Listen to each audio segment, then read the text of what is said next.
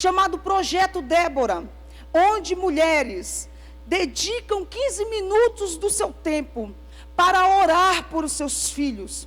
São 15 minutos dentro de 24 horas em que mulheres e famílias inteiras estão dobrando o seu joelho para orar pelos seus filhos. Gaste tempo orando pelos seus filhos. Gaste tempo pedindo a Deus provisão para os seus filhos. O pai e a mãe que gasta tempo orando pelos seus filhos e por sua família, ele não gastará tempo nas filas das prisões. O pai e a mãe que gasta tempo orando, ele jamais gastará tempo, quem sabe nas cadeias, nos hospitais, porque seu filho foi acometido por uma bala perdida. Entenda, vamos levantar uma geração que ora, filhos por pais, pais por filhos, famílias inteiras orando por famílias. Queridos, a maior oração aqui que você pode ter, não é oração intercessora por um país, não. Não é uma oração que você vai interceder por uma nação, por um governo. Isso é importante. Mas entenda, nós devemos bombardear a nossa família com intercessão pela nossa família, pela nossa casa, pela nossa parentela. Se na tua casa ainda existe alguém que não conhece a palavra, querido, faça melhor do que você já tem feito, que é do que você vir na igreja, do que você está aqui. Dobre os seus joelhos na sua casa. Ore pelos seus, interceda. Eles têm direito à salvação e você pode ser canal, agente, um canal, agente que vai trazer estas vidas através da sua oração. Você crê? Você crê? Adão e Eva, lá no Éden, depois de sair, constituem família. E a família deles cresce. Surgem dois filhos chamados Caim e Abel. Caim, lavrador, Abel, pastor de ovelha. Um oferece um sacrifício e o outro vê o sacrifício do outro melhor do que o dele. Porque Abel trouxe das primícias, apresenta as primícias para Deus. E de repente, Caim põe no seu coração a inveja, o ódio, o despeito. E ele decide cometer o primeiro homicídio. A família estava sendo bombardeada pela ação do inimigo. Satanás nunca vai desistir da família. Satanás pode desistir, querido, de um crente que ora, porque um crente que ora, Satanás não resiste. Ele não consegue ficar diante de um crente que ora. Quando o crente está de joelho, Satanás ele pode estar de pé, mas ele cai, porque a oração é maior do que Satanás. O clamor do crente está além das forças do inimigo. Não tem barreira, não tem cadeia, não tem inferno que resista à oração de um crente quando clama. Paulo e Silas, quando estavam na prisão, eles oravam e cantavam louvores a Deus. Perto da meia-noite, em meio à oração, em meio ao louvor, Paulo e Silas, enquanto orava e louvava a Deus, as cadeias se estremeceram e eles foram libertos. Não tem poder infernal que resista à tua oração. Você pode se considerar pequeno, você pode se considerar uma pessoa que não tenha muito entendimento teológico, que não conheça muito, não foi alfabetizada até o 2º grau. Você não tem faculdade, você não tem um bacharelado, você não tem um mestrado, mas você tem uma arma dentro de você. Comece a orar a Deus, comece a clamar a Deus, que Deus vai mover os céus. Deus moverá céus e terra em teu favor e em favor da tua família.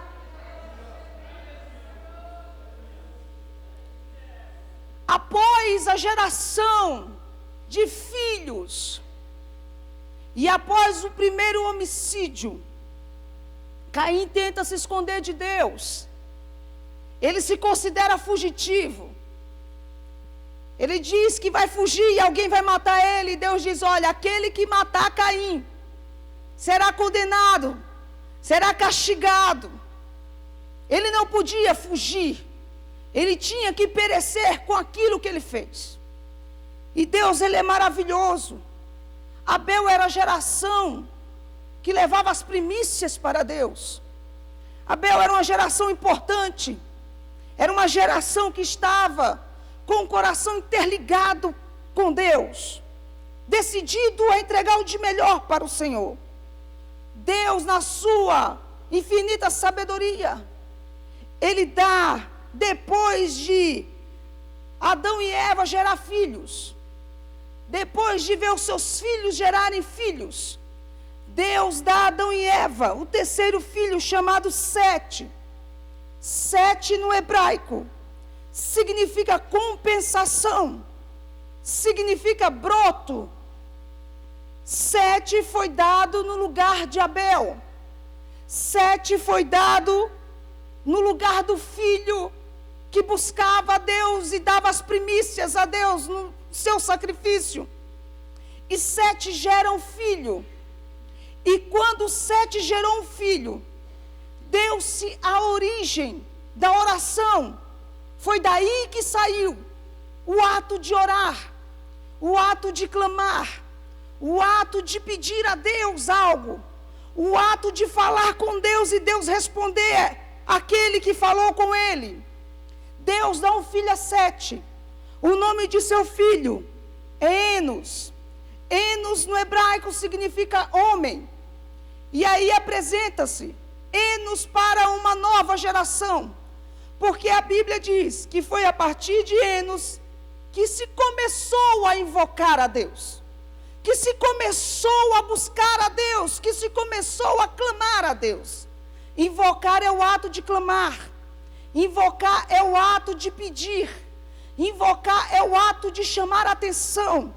Foi a partir desta era, da era de Enos, que Deus nasce uma nova geração de pessoas. E a partir daí nunca mais parou-se de invocar a Deus. Nunca mais parou-se de buscar ao Senhor. O homem descobriu, o homem encontrou uma chave que abriu a porta e que tirou a barreira entre Deus e o homem, a oração.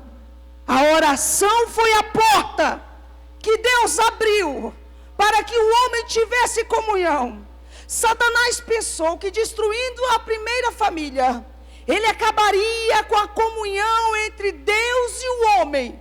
Enganado ficou e sempre será enganado Satanás.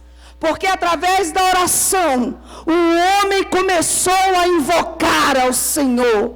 Clame a Deus, busque a Deus, ore a Deus e Deus lhe dará coisas grandes e firmes que você não sabe. Amados, em quais circunstâncias nós devemos orar? Quanto tempo eu devo orar? Quantas horas, quantos dias? Efésios 6:18 diz: orando todo o tempo, com toda oração e súplica, no Espírito e vigiando com perseverança e súplica para todos os santos. O tempo da oração é em todo o tempo, é todos os momentos, é em todas as horas. Tessalonicenses 5:17, orai sem cessar. Não tem tempo ruim para você orar. Você pode orar deitado, você pode orar em pé, você pode orar de dia, você pode orar de noite, você pode orar 5 minutos, você pode orar 10 minutos, você pode orar 1 hora, você pode orar 24 horas. Não importa o tempo, o que importa é a oração, o que importa é o propósito. Agora, ore com propósito. A oração sem propósito é vã repetição.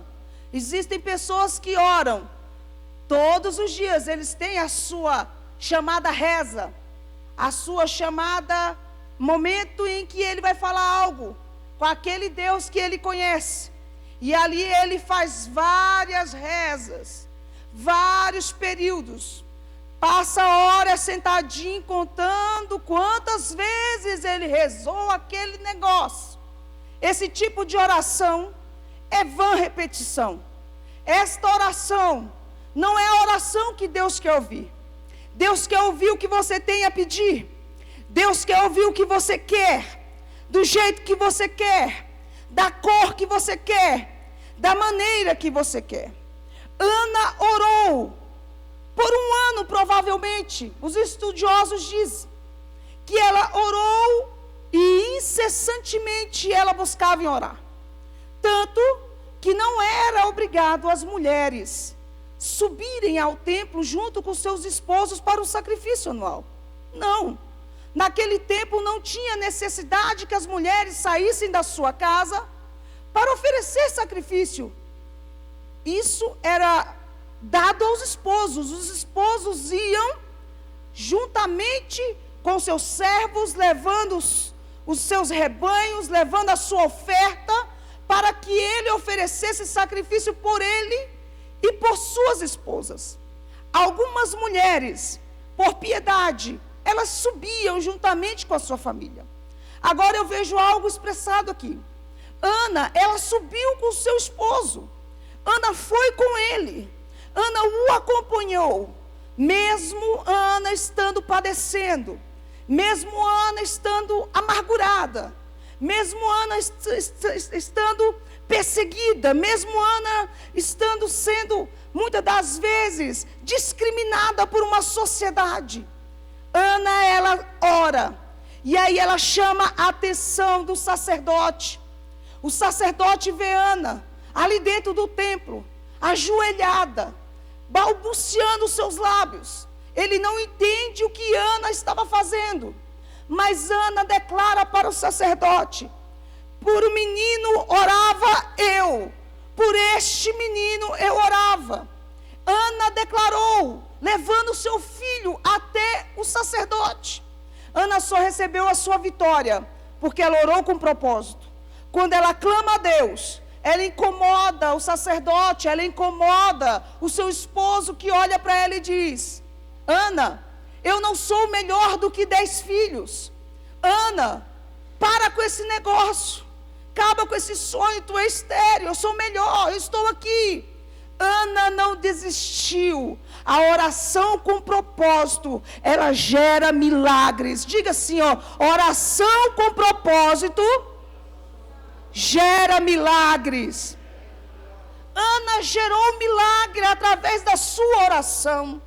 Ela, depois de orar, depois de ir ao templo com seu esposo, depois do seu esposo sacrificar lá no templo, ao voltarem, na madrugada, Ana e seu esposo têm o contato físico de homem e mulher. E imediatamente Ana fica grávida.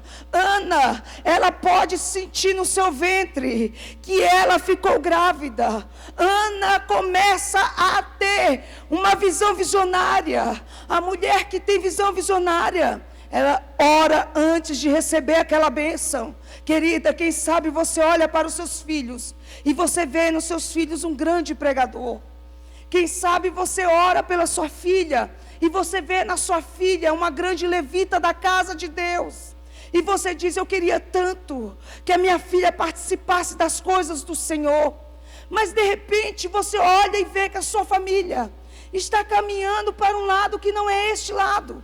A sua família não está sendo direcionada para a adoração, para o louvor, para o ministério. Você não pode desistir dos teus sonhos. Você não pode desistir do teu projeto. Satanás, ele não desiste. Ele arma e ele intenta fortemente contra as famílias. Ele quer ver as famílias destruídas através do divórcio. Ele quer ver as famílias destruídas através das drogas. Ele quer ver a família destruída através da contenda, da disseminação. Já viu como é que é aqueles programas que intitulados são casos de família? Aquilo é uma vergonha, irmãos. Quantas vezes, às vezes eu estou sem fazer alguma coisa e eu ligo a minha televisão e digo: eu vou ver aquilo ali para me ver e depois levar aquilo ali para a igreja. Porque a gente olha famílias evangélicas naquele lugar, caso de família. Quando se fala de caso de família, a gente vê um povo debatendo um contra o outro. É filho contra pai na mídia, é mãe contra filho na televisão. Aquelas pessoas brigando, aquelas pessoas quase se esbofeteando, querendo um dar cabo à vida do outro, dizendo: eu te odeio, eu não gosto de você, eu não gosto do seu jeito. Queridos, caso de famílias para a família cristã não deve existir. A família cristã tem que ter projeto, é pais de joelhos e filhos em pé. Quando a família cristã ora, Deus muda cativeiro, Deus traz o drogado e faz dele um pregador, um ganhador de alma. Quando a família de Deus ora e busca incessantemente, incansavelmente, Deus tira pessoas da prostituição e faz deles missionários, pregadores, levitas, adoradores. Você tem uma arma, uma bomba atômica dentro de você, e esta arma precisa ser usada.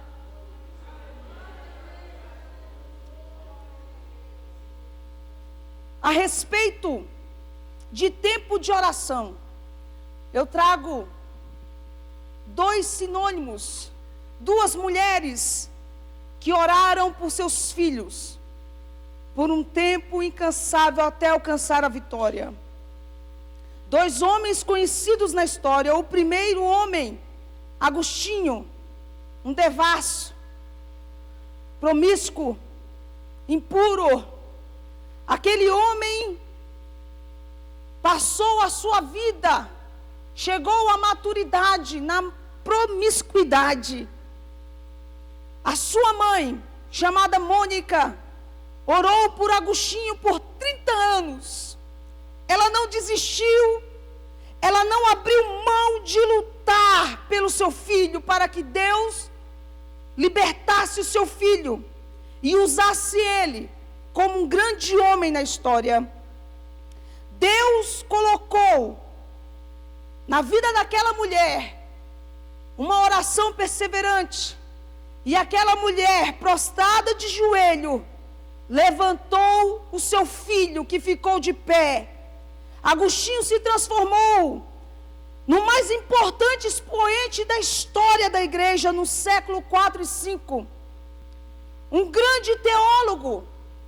Foi através dele que os reformadores encontraram a resposta para a grande reforma da igreja.